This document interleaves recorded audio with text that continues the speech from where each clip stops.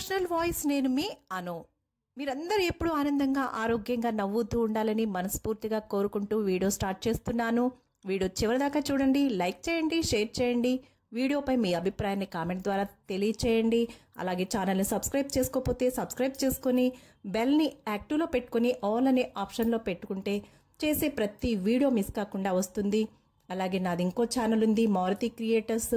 దానిలో motivational stories, నిజమైనటువంటి సంఘటనలు, నేను ఓన్గా రాసినటువంటి నిజ జీవితంలో జరిగిన సంఘటనలు, మోటివేషనల్ కోట్స్ వీడియోస్గా వస్తాయి. ఆ ఛానల్ లింక్ కూడా ఈ వీడియో కింద డిస్క్రిప్షన్లో ఇస్తాను. ఆ ఛానల్ను కూడా సబ్స్క్రైబ్ చేసుకుని సపోర్ట్ చేయండి. శ్రీ వెంకటేశ్వర స్వామి యొక్క 7 శనివారాల వ్రతాన్ని ఏ తిథిన ప్రారంభిస్తే శుభప్రదం, ఏ నక్షత్రం అయితే శ్రేయస్కరం, పూజా నియమాలేంటి, విధులేంటి అనే వీడియోస్ని ఇంతకుముందు చేశాను. 2 వీడియోలుగా చేశాను. ఎవరైనా చూడకపోతే ఈ వీడియో కింద డిస్క్రిప్షన్లో ఆ 2 వీడియోస్ లింక్ కూడా ఇస్తాను, చూడండి.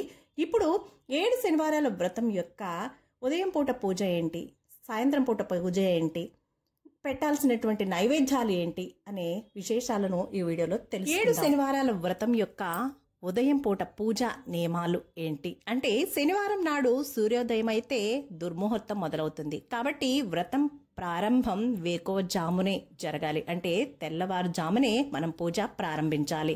వ్రతం చేసే రోజు తలంటి స్నానం చేయాలి. అంటే తలకి నూనెంటుకొని తల స్నానం చేయాలి. స్నానమైనాక తొలినాడు ఆరవేసినటువంటి బట్టలను కట్టుకోవాలి. ఉదయం పలహారాలు చేయకూడదు, అంటే ఉపవాసం ఉండాలి.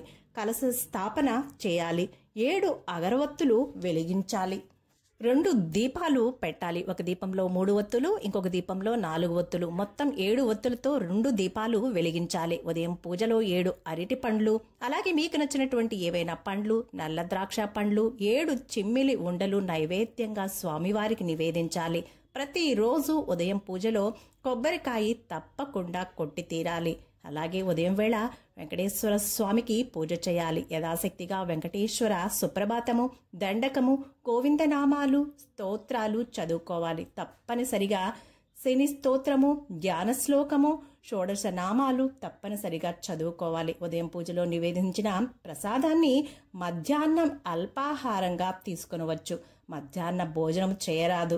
అతిథి లేదా దంపతులు వారితో పాటు మధ్యాహ్న ప్రసాదాన్ని అల్పాహారంగా తీసుకోవచ్చు. ఏదైతే మనం స్వామివారికి నైవేద్యంగా నివేదిస్తామో దాన్నే అల్పాహారంగా ప్రసాదంగా స్వీకరించాలి. అతిథులు ప్లస్ పూజ చేసేవాళ్ళు ఇద్దరు కూడా. అలాగే 7 శనివారాల వ్రతం యొక్క రాత్రి పూజలో నియమాలు ఏంటో తెలుసుకుందామా? రాత్రిపూట సాధారణంగా స్నానమైన తర్వాత ఆరవేసిన బట్టలు కట్టుకోవాలి. సాయంత్రం పూజ 6 గంటల నుండి 7 గంటల లోపు చేయాలి. రాత్రి పూజలో అరటి పండ్లు, ఇతరమైన ఫలాలతో పాటు 7 లడ్డూలు కూడా నివేదన చేయాలి. 7 అగరవత్తులు వెలిగించాలి. ఉదయం పూట పూజలో లాగానే 2 దీపాలు వెలిగించాలి. ఒక దీపంలో 3 ఒత్తులు, ఇంకొక దీపంలో 4 ఒత్తులు. 2 దీపాలు 7 ఒత్తులతో వెలిగించి దీపారాధన చేయాలి.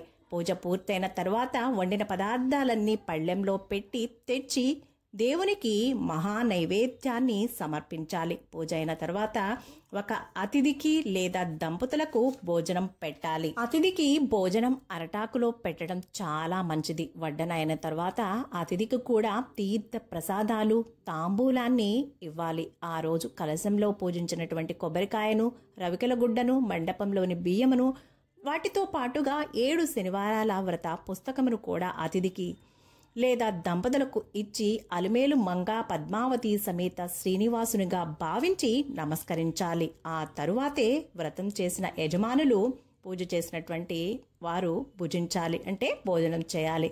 రాత్రి భోజనమైన తర్వాత వ్రత కథలు, వెంకటేశ్వర స్వామి యొక్క మహత్యము, కుమ్మరివాణి కథ, దేవదత్తుని దంపతుల కథ శ్రవణం చేయాలి. వ్రత కథ అంతా విన్న తరువాత దేవునికి 7 పండ్లను నివేదన చెయ్యాలి. విన్నారు కదండి, అందరూ కూడా ఆ శ్రీనివాసుడి యొక్క 7 శనివారాల వ్రతాన్ని ఆచరించి స్వామి యొక్క కృపా కటాక్షానికి పాత్రులవారని మనస్ఫూర్తిగా కోరుకుంటూ సర్వేజన సుఖినో భవంతు. శుభం.